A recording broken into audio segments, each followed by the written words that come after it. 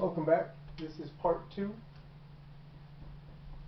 of section 5.3, trig of any angle. We're going to start with one more example, and then we're going to talk about some general tips and advice and patterns. So I'm going to start this example with a 60-degree angle on the coordinate axes. I'm setting the hypotenuse to be 1. If this is 60, then that means this guy up here is 30. So I have this 30, 60, 90 relationship again. It's just this one is sort of oriented differently. This one's on its side instead of, or I guess on its short end instead. It's sitting on the, I don't know which way is right side up or sideways for these guys. It's flipped. We'll go with that. That means that this short distance is 1/2. The long distance is √3/2. As an angle in radians, this is pi/3. So we're going to talk about the sine and the cosine and the tangent of pi/3. As usual, because our hypotenuse is fixed at 1, the sine value, I should talk about the point.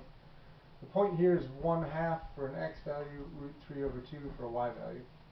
And so the sine of pi/3, as usual, is just going to be this y value, √3/2. Cosine of pi/3 should just be the x value, that'll just be 1/2. And the tangent of pi/3 should be 1 divided by the other, so √3/2 divided by 1/2. The over 2's will cancel.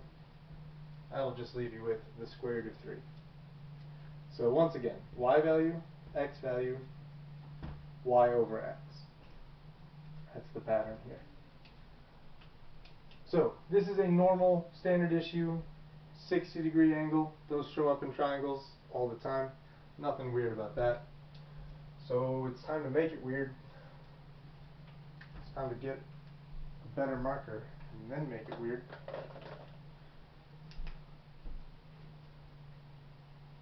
It's a little better. I'll take it. Okay. I want to put this 60-degree angle into quadrant 3. So I'm going to call it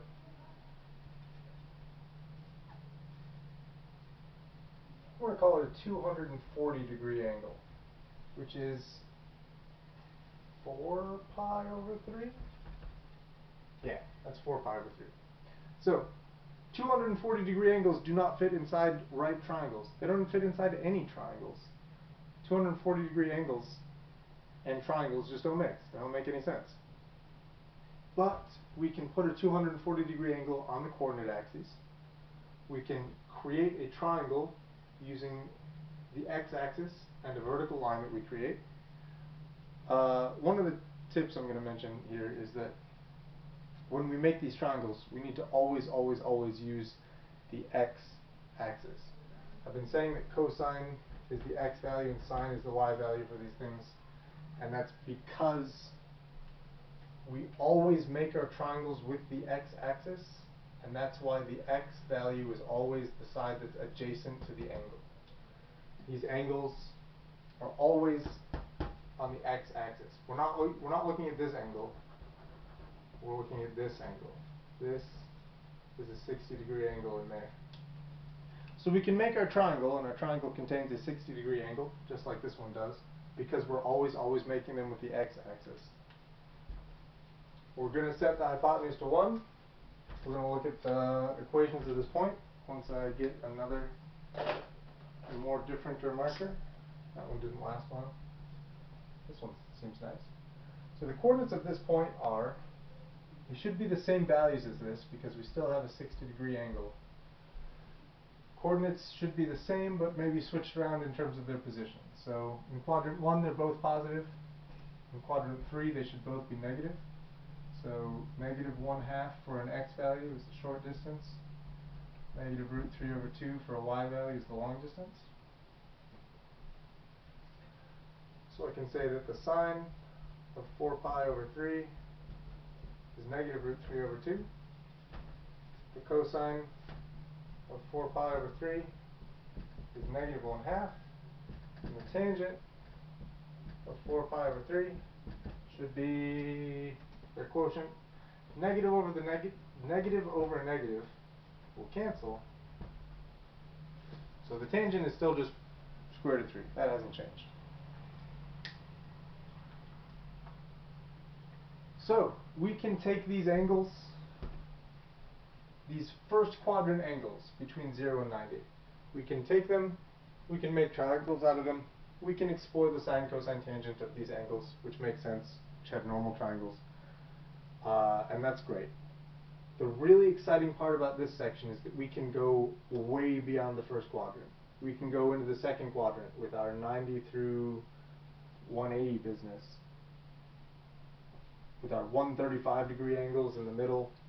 The x value will become negative, so you'll get negative cosines in that range. But the y value will still be positive, so we'll have positive sines. And when you have a positive divided by a negative, your tangents should always be negative in quadrant 2. And so whatever angle you have putting you into quadrant 2, whatever's left from 180 is what you'll actually use to make a triangle. So for example,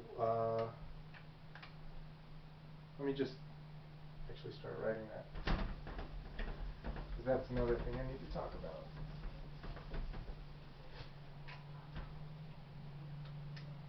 So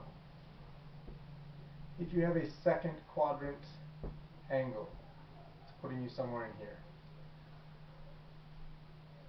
This straight back here is 180 degrees, which means that this angle here, which is the angle that actually fits inside your triangle, this business here should always be 180 minus theta for the second quadrant. It's what's left over from 180 after you take away theta. It's the leftovers. So this is called the reference angle, and that's the angle that actually goes in the triangle. So for our 135 degree angle that we did in the first video, the reference angle was 45, because that's what's left over from 180 when you take away 135, and the 45 is what actually fit inside our triangle that we made. For this one, you would say the reference angle is 60, because that's what fits inside the triangle when you're doing this 240. It's not always this formula. This formula only works for quadrant 2 angles. So there's other ways to figure it out for quadrant 3 or quadrant 4 angles, but we'll talk about those when we get to them. I just want you to have this definition of reference angle going forward. So your reference angle for these guys is going to be the leftovers from 180, and whatever values you get here should be exactly the same as what you would get using that reference angle in the first quadrant, but with negative sine, or negative cosine, positive sine, negative tangent. That's what happens in quadrant 2. I'll put that over here actually. Yeah. Quadrant 2. I'll actually put the 2 in quadrant 2, so that's not confusing.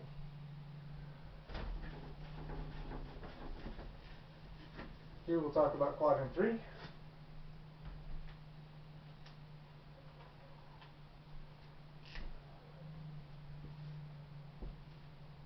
If you've got an angle that's putting you in quadrant 3, then your reference angle should be theta minus 180. So it's similar to this, but it's a little different. Here you want the leftovers from 180, because your angle is guaranteed to be less than 180. Here you want the leftovers from the angle, but the angle is going to be, if you're in quadrant 3, the angle will be bigger than 180. So this will give you the reference angle for your quadrant 3 stuff. You'll make your triangle with the x-axis, and again, whatever the reference angle is if you put that same angle in the first quadrant and look at those values, you should be getting the exact same sine, cosine, tangent values for that reference angle, just with different signs on them. So in quadrant 3 you should have negative sine values because you're below the axis. You should have negative cosine because you're to the left of the other axis. And you should have positive tangent values because you're taking the quotient of two negatives.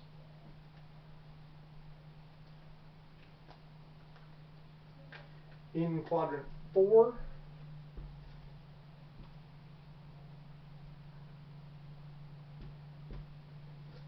your reference angle is going to be what's left from 360. So in quadrant 4, your angles are bigger than 270 but less than 360. So you can subtract them from 360 and you'll get something between 0 and 90. And here you should have positive cosines, negative sines, and negative tangents. But other than that, the values will all match the exact same values you would get if you put the reference angle into quadrant 1 and made a triangle out of that. That's about all I'm going to say for section 5.3. Put your angles on a coordinate grid, figure out what quadrant they're in. If you can get a reference angle and then use those 3 standard issue triangles that we talked about. I guess there's only 2, 45, 45, 90 and the 30, 60, 90. But it kind of feels like 3 because sometimes you use the 30-degree version of the 30, 60, 90 and sometimes you use the 60-degree version of the 30, 60, 90. So if you can match it to one of those 3 triangles using the reference angles, you should have a pretty easy time figuring out what the sine, cosine, and tangent are. If you can't match it to a reference angle, that's okay. Just remember to use the coordinates of the point you get. Divide by the hypotenuse if it's not 1. In all our examples, the hypotenuse is 1 because I wanted convenience, but in some of your homework problems, the hypotenuse will not be 1. So look out for that. And just take your x and y values, divide by the hypotenuse if there is one. You should be able to get these sines, cosines, and tangents pretty easy. That's it for this video.